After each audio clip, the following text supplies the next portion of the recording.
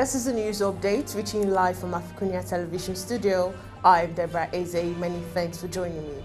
A news update today, we begin from Nigeria, where residents of Abuja and neighboring states of Niger and Nasarawa are still facing tough times sourcing for premium motor spirit petrol, with the commodity selling for as high as 400 naira per litre by black marketers.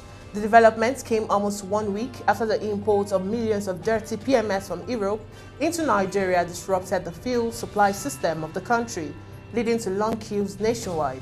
Providing an explanation as to why many filling stations were still not selling petrol, the National Public Relations Officer, Independent Petroleum Marketers Association of Nigeria, Chief Udadike Chinedu, said some retailers who purchased the adulterated products were still struggling to return them.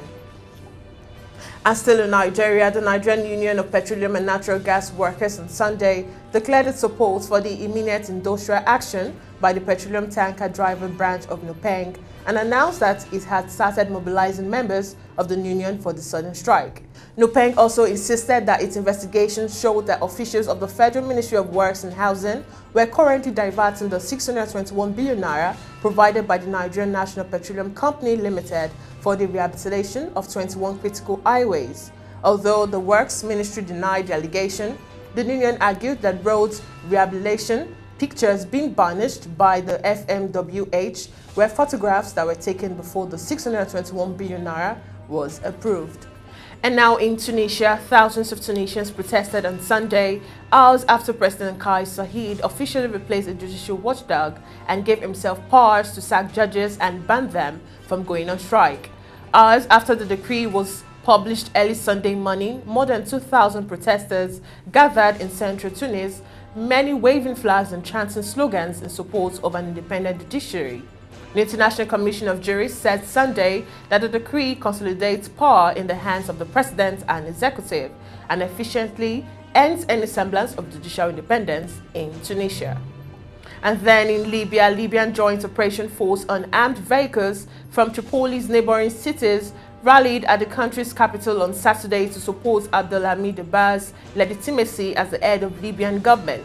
The joint forces from Misrata, Coms and Zlatan, with about 300 armed vehicles paraded in Tripoli's Martyrs Square upon arrival. Colonel Ibrahim Mohammed, field commander of the Joint Operation Force, said that their aim was to preserve the democratic path in Libya, and they rejected the rules of military.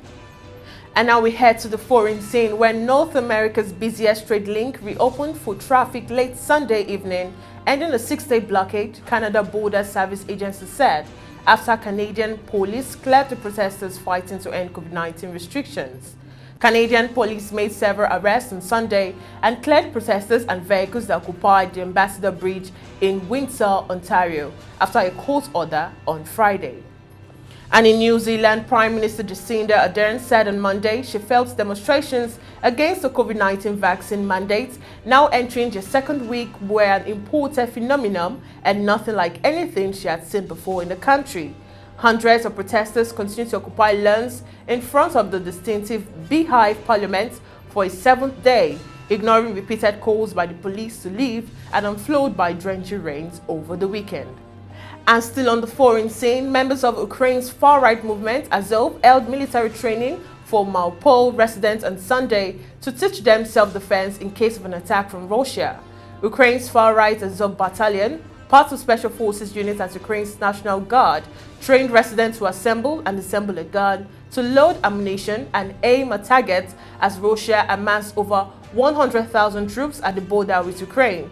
Russia denies it intends to invade but has massed well over 100,000 troops near the Ukrainian border and has sent troops to exercise in neighboring Belarus, encircling Ukraine on 3 sides.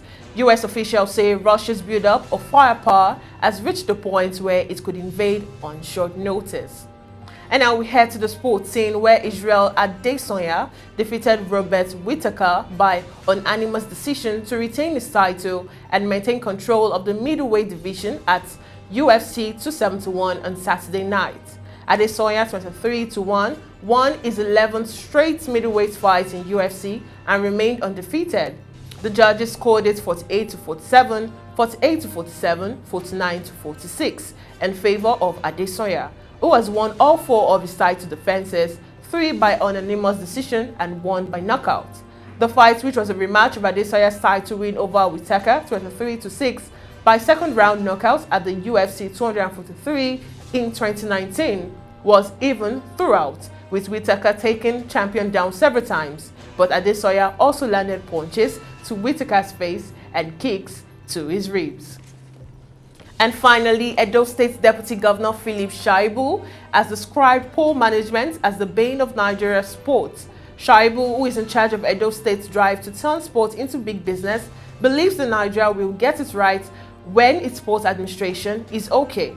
Speaking in Lagos at the weekend, the Deputy Governor, who is a registered player of Bendel Insurance Football Club of Benin, said poor management has been hindering the growth of sports sector, adding that things will only get better when technocrats join in building the sector. And that's it, a news update from us. For more stories, visit our website on www.africunia.tv.